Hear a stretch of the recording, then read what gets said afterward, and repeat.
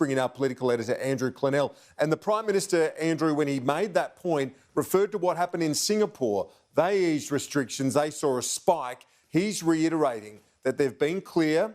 It's a 4-week timeline. After that, they'll look at easing restrictions. Yeah, and I actually question that, Kieran. I don't see why you need the whole 4 weeks. He even indicated there some states can ease restrictions. I know some people would say better to be cautious, but the rate of cases now are so low. And there was an important fact he let out there in that press conference as well, which is the number of job seeker applications for the dole, for lack of a better term, although it's got the coronavirus supplement being doubled from April 27, and that is 517,000. And that is the cost of shutting down the economy. Outside of the hundreds of thousands who'll be on this JobKeeper wage subsidy, 517,000 on the dole, just thrown on the scrap heap. Paul Keating's recession of 1991, that was 1 million unemployed. That's what we kept saying then, 1 million unemployed, and how shocking that was. This is 500,000 overnight. Anyway, let's have a listen to what Scott Morrison said about this situation. We have to be under R1, which is one person with coronavirus passing it to less than one person by average. At the moment, we're under 0.6, as I understand it, so well under this mark. And he wants other things like this coronavirus app up and running. Have a listen. For those who are asking, when can we ease? Well, we were pretty clear about that last week. We laid down some clear markers as to what the requirements would be.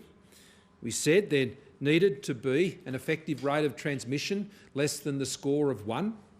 And we said we need to get in place over these 4 weeks that we're now in, we're almost 1 week down in that timetable, of testing, tracing and a response capability on the ground. National Cabinet will continue to look at those areas that may be able to be eased at the end of that period when we look at those issues. But they are the clear markers, they are the clear prerequisites. There's no uncertainty about that. Yeah, and I guess, Andrew, just going back to that point of when and how to ease the restrictions, just saying that maybe the 4 weeks is not the timeline. The counter-argument is, though, we've already seen this economic dislocation, a huge impact on our economy, hundreds of thousands of people, as you say, on the scrap heap in terms of their jobs being lost. When we see all that happening on the one hand, surely the governments need to be sensitive to, if they go too early, we end up even in a tougher lockdown, like they've seen internationally, that's going to be a whole lot worse.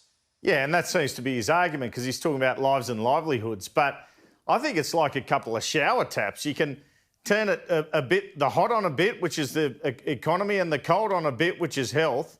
And I think there's room for calibration before the 4 weeks. I just think this stuff's too black and white, some of these prescriptions. If we're going to shut down, we're going to be down for 6 months. We have to be another 4 weeks. Why? Tell me why is what I want to know when I look at this caseload.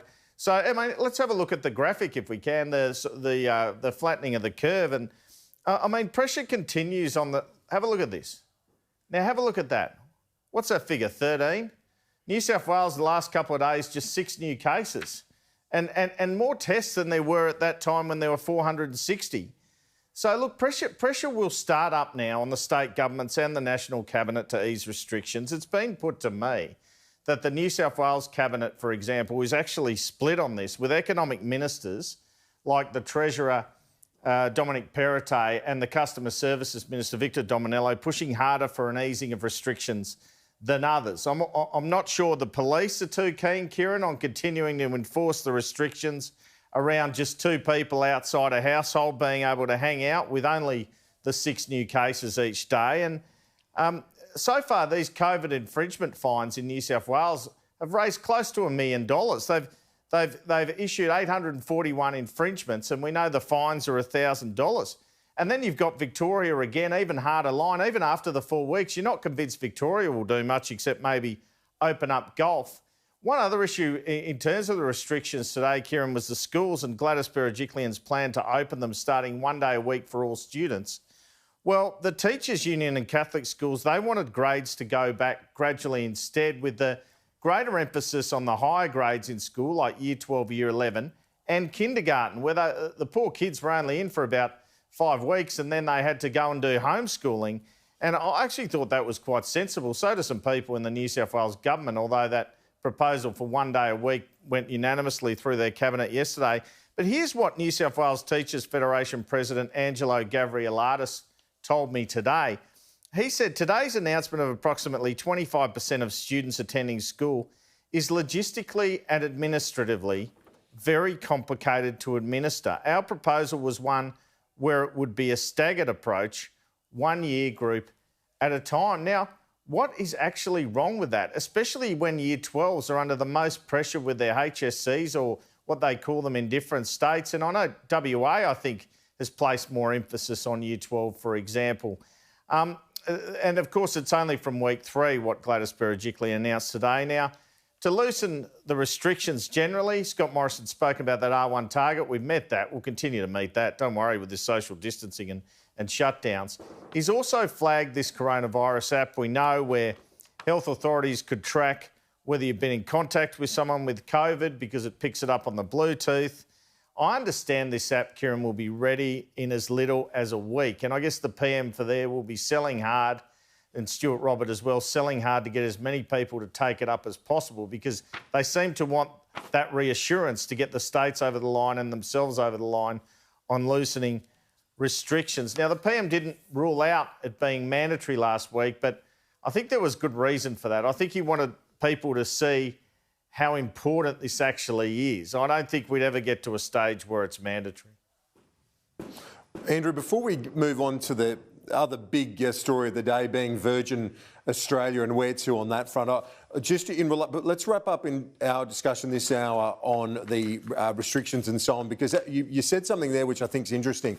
The reproductive rate, basically a person with COVID, how many other individuals they pass it on to. And at the moment, it's under 1. If we can keep it there, well, then we can not only flatten the curve, but squash the virus completely. Something Brendan Murphy said there, though, was one individual who doesn't abide by the restrictions or one group, and you see a spike like we saw in northwest Tasmania. So it is still a precarious situation. Sure, it looks like we're doing well, but one individual, one group don't abide by it and, well, we see a spike. And I accept that. I'm not saying we should open the pubs overnight. I'm saying maybe outdoor restaurants and cafes with social distancing, because this is so important in terms of the unemployment and economic problem going forward.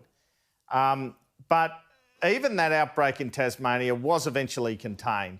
The key to this recovery and opening things up, as the Prime Minister has said, is getting on top of the outbreaks. He clearly believes the COVID app's part of that. Maybe you'd have special teams, lockdowns of specific areas. They're going to look at all those things, and they are important. You'll get this odd situation, a super spreader, if you like, 1 person and 40 cases. But at the height of this, a month or so ago, and it seems like a year ago, but it was a month ago, that R rate was 2.6. And we were in big trouble until the states pushed the shutdowns. But now it's under 0.6. I don't see why you can't turn the tap on a little bit, Kieran.